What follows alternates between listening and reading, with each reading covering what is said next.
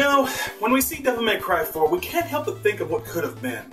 It was a game that originally had a 2-year development plan, but unfortunately got cut down to 1. Reasons, you know.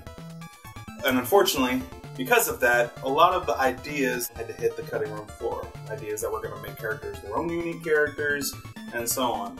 And it's sad to say that we never did get Devil May Cry 4 the complete edition, but we did at the very least get an upgrade for the next-gen console that we kind of think gets unfairly bashed.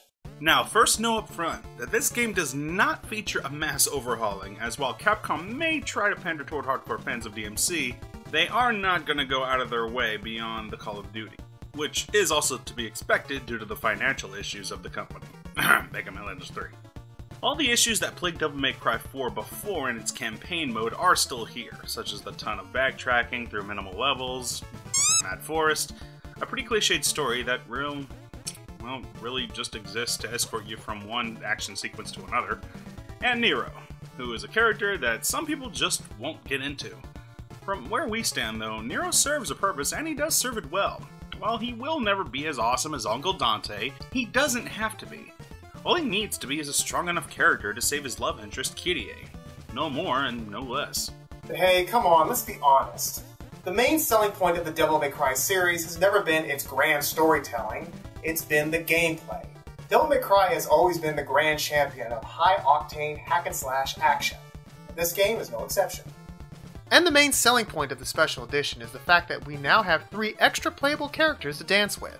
Trish, Lady, and the big man himself, Virgil. He himself may be worth the $24 alone. That makes 5 playable characters in this game, each with their own distinctive movesets. You still have the main storyline with Nero and Dante. Lady and Trish have theirs, and Virgil has his own. Now the new characters do have some new cinematics, but be that as it may, you are still only playing through the main story levels provided in the first edition. Lady is the girl with the guns, using her customized missile launcher, shotguns, and handguns. Trish has her demonic lightning powers and the Sword of Sparta. Virgil has his signature Darkslayer style, wielding of course the Yamato. Nero has the Red Queen, Blue Rose, and Devilbringer, and Dante is, well, of course, Dante. Actions are divided up between 3 action buttons, such as, well, for example, a grab, a sword and gun, and a jump button. The side triggers are used to swap between weapons if available. Targeting and activating a special power can also be done using this too.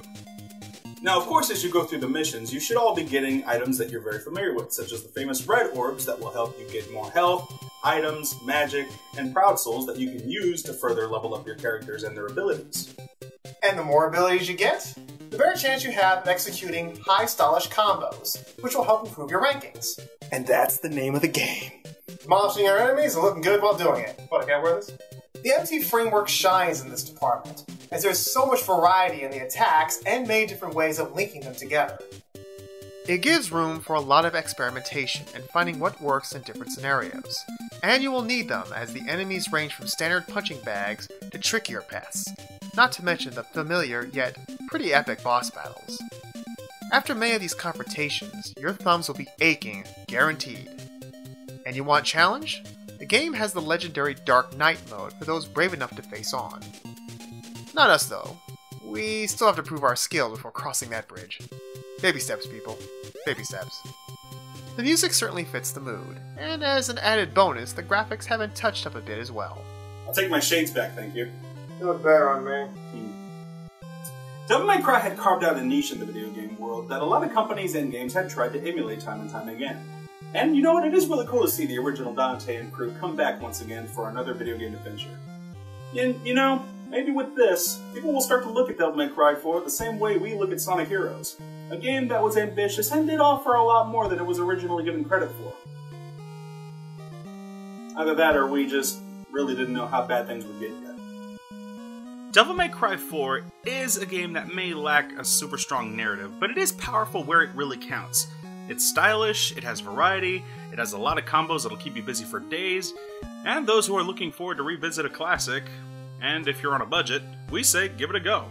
Although, be forewarned, there are a lot of DLC that really should have been available in the game from the start. Capcom.